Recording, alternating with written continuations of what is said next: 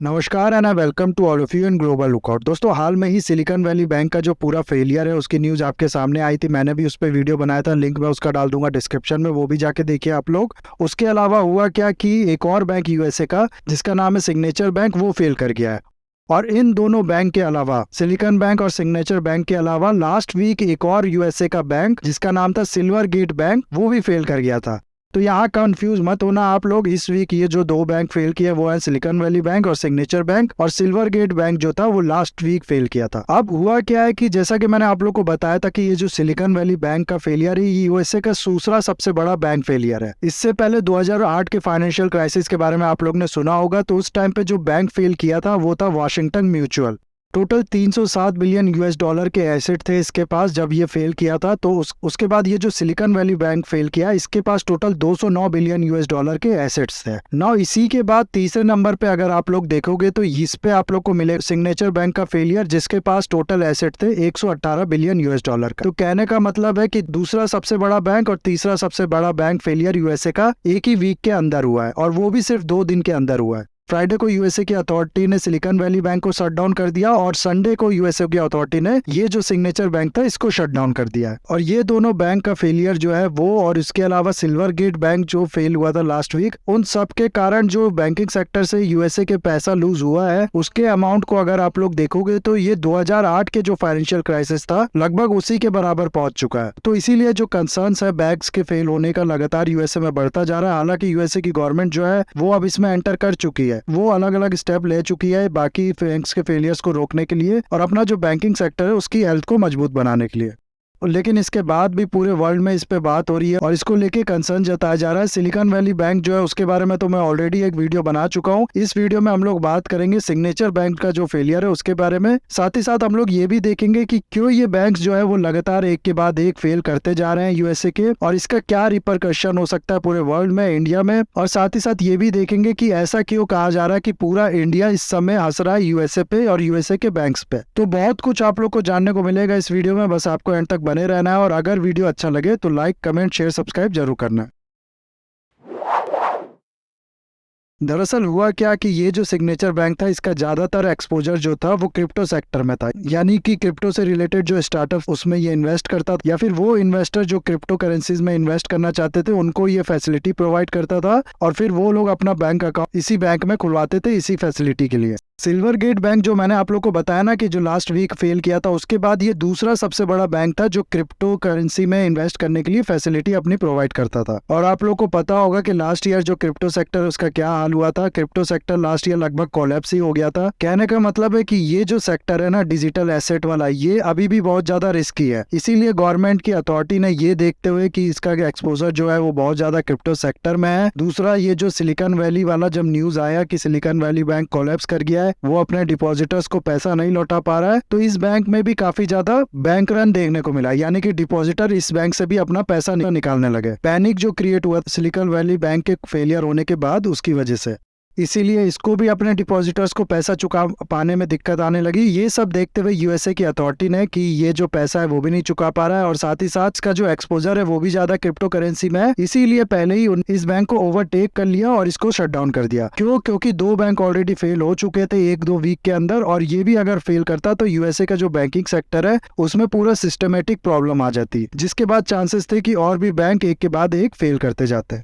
अब हालांकि यूएसए की जो अथॉरिटी है वो ऑलरेडी कह रही है कि घबराने वाली बात नहीं है। दरअसल यूएसए की जो गवर्नमेंट है ना, वो यूएसए के बैंक में जो 2.5 लाख यूएस डॉलर है उसको इंश्योर करती है, यानी कि 2.5 लाख यूएस डॉलर अगर आप लोग ने यूएसए के बैंक में रखा है तो यूएसए की गवर्नमेंट ये गारंटी देती है कि इतना पैसा आप लोग को मिल ही जाएगा, भले वो बैंक फेल ही कर जाता है। तो ये अमाउंट इंडिया में 5 लाख रुपए है। तो इतना तो पैसा यूएस की गवर्नमेंट देगी ही जिनने डिपॉजिट कर रखा है बैंक में, लेकिन उसके बाद भी अब कोशिश की जा रही है कि इस बैंक के जो एसेट्स है उसको बेच के जो पैसा आए, उस पैसे से जो एक्स्ट्रा अमाउंट है इसके ऊपर जिन लोग ने इन्वेस्ट किया है उनको भी जितना हो सके वो पैसा लौटाया जा सके। साथ ही साथ यूएसए ने जो है अपने बैंकिंग सेक्टर की हालत सुधारने के लिए, उसकी हेल्थ इंप्रूव करने के लिए मनी को भी पंपिंग करने का सोचा है इस सेक्टर में, यानी कि पैसा यूएस की गवर्नमेंट देगी बैंक्स को उनको बचाने के लिए। नाउ क्वेश्चन में कम्स इन योर माइंड कि ये अचानक से क्या हो गया कि ताश के पत्तों की तरह एक के बाद एक बैंक जो है यूएसए के वो गिरते जा रहे हैं, और अगर यूएसए का बैंक गिर रहा है तो बाकी सब कंट्रीज में इतनी ज्यादा चर्चा क्यों हो रही है, उन कंट्रीज में भी क्या इसका असर पड़ सकता है। देखो, इस चीज का जवाब देने से पहले मैं एक ट्वीट आप लोग के साथ शेयर करना चाहता हूँ। उदय कोटक जो कि कोटक महिंद्रा बैंक के वाइस चेयरमैन है, इनने देखो क्या लिखा है अपने इस ट्वीट में। इनने कहा है कि जब भी बहुत ज्यादा अंडर एस्टिमेट करने लगा जाता है बैंक की जो बैलेंस शीट है उसकी फाइनेंशियल स्टेबिलिटी को, तो इस तरीके का जो क्राइसिस है, इस तरीके का जो बैंक फेलियर्स है वो होता ही होता है।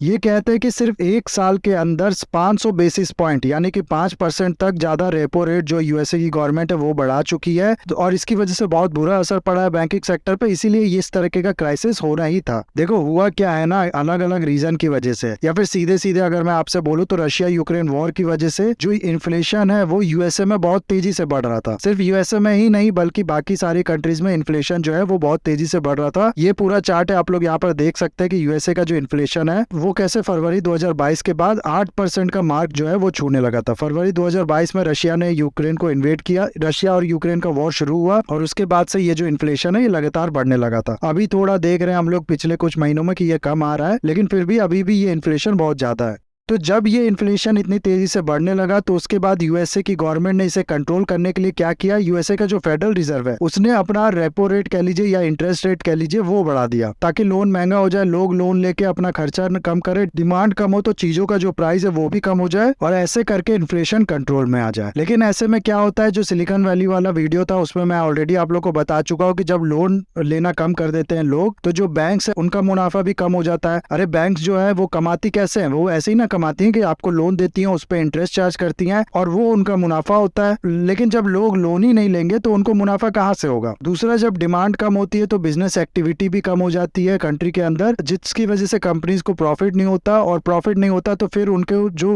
डेली का खर्चा है वो चलाने के लिए जो उनके डिपॉजिट्स थे उनसे पैसा निकालना पड़ता है, यानी कि बैंक से अपना पैसा जो है वो निकालना पड़ता है। इस वजह से क्या होता है कि दोनों तरफ से एक तरीके से सेंट्रल बैंक ने बाकी बैंक्स को खाली कर दिया, लोग और कंपनी अपना डिपॉजिट भी निकालने लगे, और साथ ही साथ ये लोग जब लोन ले नहीं रहे बैंक से तो उनको मुनाफा भी नहीं हो रहा है। तो एक तरीके से सेंट्रल बैंक ने इन बैंक्स को चूस लिया पूरी तरीके से, और थोड़े टाइम तक ये हो तब तो ठीक रहता है, लेकिन जब ये बहुत लंबे टाइम तक होने लगे तो होता क्या है कि ये जो बैंक्स होती है विथ स्टैंड नहीं कर पाती है। जब बहुत ज्यादा ही लोग जो डिपॉजिट है वो निकालने लगेंगे बैंक से, तो इनके पास जो डिपॉजिट होता है ये लोग कहाँ रख, ये लोग इन्वेस्टमेंट करती है इधर उधर, उन इन्वेस्टमेंट्स को बेच के इनको ये पैसा जो है वो चुकाना पड़ेगा। और इसके बाद एक जो final nail in the coffin कहा जाता है ना, वो तब होता है जब इनका जो इन्वेस्टमेंट है उसकी वैल्यू भी गिर जाती है। और ये वैल्यू भी क्यों गिरती है, क्योंकि अगेन जो डिमांड है वो है ही नहीं, इन्वेस्टर्स के लिए लोन लेके इन्वेस्ट कर पाना मुश्किल है, तो जब डिमांड ही नहीं है किसी चीज की, किसी एसेट की, तो प्राइस जो है वो लो हो ही जाएगा। जैसे हम लोग ने सिलिकॉन वैली वाले जो वीडियो है उसमें देखा कि जो गवर्नमेंट बॉन्ड है उसके प्राइस जो है वो बहुत ज्यादा कम हो गया था इसी वजह से। तो ये हो रहा है यूएसए में, लगातार बहुत ज्यादा फेडरल रिजर्व ने अपना रेपो रेट जो है वो बढ़ाया था। यहाँ स्क्रीन पे आप लोग देख सकते हैं कि कितना ज्यादा 2022 के बाद से रेपो रेट जो है वो लगातार बढ़ाती गई है फेडरल रिजर्व यूएसए की, और इसकी वजह से पूरा ये जो बैंकिंग सेक्टर है यूएसए के उस पर असर पड़ा है।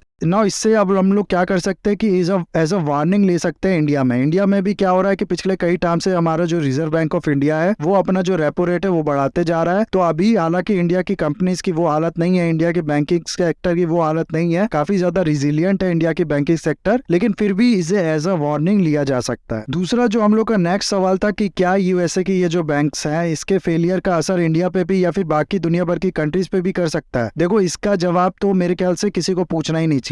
ग्लोबलाइजेशन के इस टाइम में पहली बार तो दुनिया भर की सारी इकोनॉमी, सारी मार्केट कनेक्टेड है। सिलिकॉन वैली बैंक की खासकर से अगर हम लोग बात करें तो हम लोग ने क्या देखा था कि ज्यादातर उसका जो काम था वो स्टार्टअप को फंड्स करता था या फिर उन वीसीज को फंड करते थे जो नए नए स्टार्टअप्स को फंड करता था। ओके, तो ऐसे में इंडियन जो स्टार्टअप्स है जो यूएसए में भी धंधा कर रही है, यूएसए में भी बिजनेस कर रही है, उनने भी अकाउंट खोल रखा था एसवीबी बैंक में। क्यों? क्योंकि इसका बिजनेस मॉडल ही ये, बाकी जो दूसरे बैंक्स थे वो अलाउ ही नहीं करते थे अपने यहाँ नॉन यूएस कंपनीज के अकाउंट खोलना, इसीलिए इंडियन स्टार्टअप्स ने इसमें अपना अकाउंट खोल रखा था। और सिर्फ यूएसए में जो काम कर रही है, यूएसए में जो बिजनेस कर रही है, उन्हीं स्टार्टअप्स में नहीं, इंडिया में भी जो स्टार्टअप्स है जिनका कोई लेना देना नहीं है यूएसए में, ना फिजिकल प्रेजेंस है ना डिजिटल प्रेजेंस है, उनने भी इस बैंक में अपना अकाउंट खोल रखा था। तो ऐसे में इनके भी डिपॉजिट होंगे एसवीबी बैंक में, और वो बैंक जब फेल किया तो इनका भी जो डिपॉजिट है वो भी थोड़ा बहुत खतरे में आ गया। ओके, ये तो एक चीज हो गई। दूसरा क्या हुआ कि ये जो एसवीबी बैंक है इसका दुनिया भर के अलग अलग कंट्रीज में ब्रांचेस थी, तो वहां से भी इन लोगों ने डिपॉजिट कलेक्ट किया था लोगों से, तो इस वजह से उन लोगों का भी जो डिपॉजिट है वो भी खतरे में आ गया। यूके में भी हम लोग ने देखा इस तरीके की न्यूज आ रही थी कि काफी ज्यादा हंगामा मच गया है और लोग कह रहे हैं गवर्नमेंट को कोई क्लियर करे। और हाल ही में ये न्यूज आई है कि एचएसबीसी बैंक जो है उसने यूके का जो एसवीबी बैंक है, सिर्फ यूके का एसवीबी बैंक, उसको खरीद लिया है। तो कहने का मतलब है कि हम लोग जानते हैं कि पूरा मार्केट इस समय कनेक्टेड है। जैसा कि हम लोग ने रशिया यूक्रेन वॉर के एग्जांपल में क्या देखा कि वहां पर दो कंट्री लड़े, जिसका असर पड़ा यूएसए पे। यूएसए में इन्फ्लेशन बढ़ा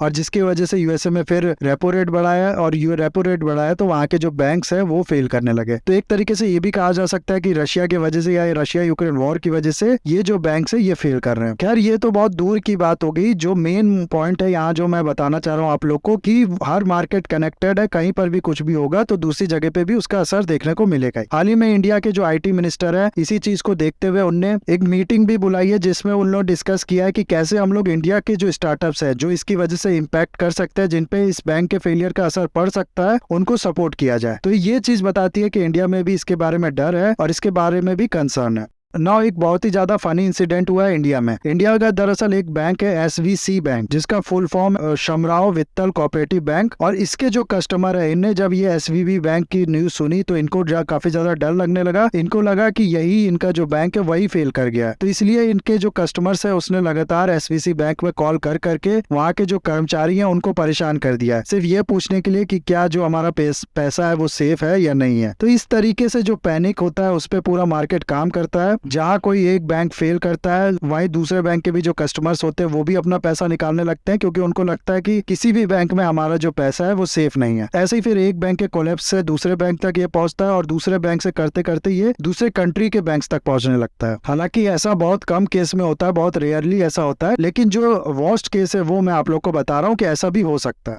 दूसरा अभी हुआ क्या है कि इस तरीके की न्यूज़ें आ रही हैं कि इंडियंस जो है वो काफी ज्यादा हंस रहे हैं यूएसए के ये जो बैंक्स है इनके कोलैप्स करने पे। ना ऐसा नहीं है कि इंडियन जो है वो चाह रहे थे कि यूएसए को इस तरीके की चोट लगे, ऐसा कुछ हो, नहीं। दरअसल हुआ क्या है कि हाल में ही अदानी का जो केस हुआ है वो आप लोग को पता होगा। हिंडनबर्ग रिपोर्ट ने कहा था कि अदानी की जो कंपनी है उसमें बहुत ज्यादा इरेगुलरिटीज है, इसलिए उसने इसका जो स्टॉक है उसको शॉर्ट सेल कर दिया था और फिर अपनी जो रिपोर्ट है वो पब्लिश कर दी थी, जिसके बाद उसने काफी ज्यादा पैसा भी बनाया इसमें, और अदानी का जो मार्केट वैल्यूएशन है वो भी बहुत ज्यादा कम हो गया। और उसके बाद फिर जॉर्ज सोरोस, जिसको द रिजाइम चेंजर कहा जाता है, उसने भी इसके बारे में कमेंट किया था, जिसके बाद और ये जो प्रॉब्लम है वो बड़ी बन गई थी। अब इस पे कहा जा रहा है, इस तरीके की बातें इंडिया से निकल के सामने आ रही है कि जो एसवीबी बैंक का फेलियर है वो हिंडनबर्ग को नहीं दिखा पहले से, लेकिन अदानी का दिख गया। सोचो अगर एसवीबी बैंक का भी दिख जाता तो कितना ज्यादा पैसा ये लोग यहाँ पर बना लेते। तो इसके बाद से ये जो आर्गुमेंट था कि हिंडनबर्ग की ये जो रिपोर्ट है ये कहीं ना कहीं इंडिया पे अटैक करने की कोशिश की गई है, इंडिया की इकोनॉमी को नुकसान पहुंचाने की कोशिश की गई है, ये आर्गुमेंट और भी ज्यादा थोड़ा बहुत मजबूत हो गया। तो बाकी इस वीडियो को मैं यहाँ पर करूंगा खत्म। आई होप ये वीडियो जो है वो आपको अच्छा लगा होगा। इसे लाइक, कमेंट, शेयर, सब्सक्राइब करना मत भूलिएगा। That's all, have a nice day, take care.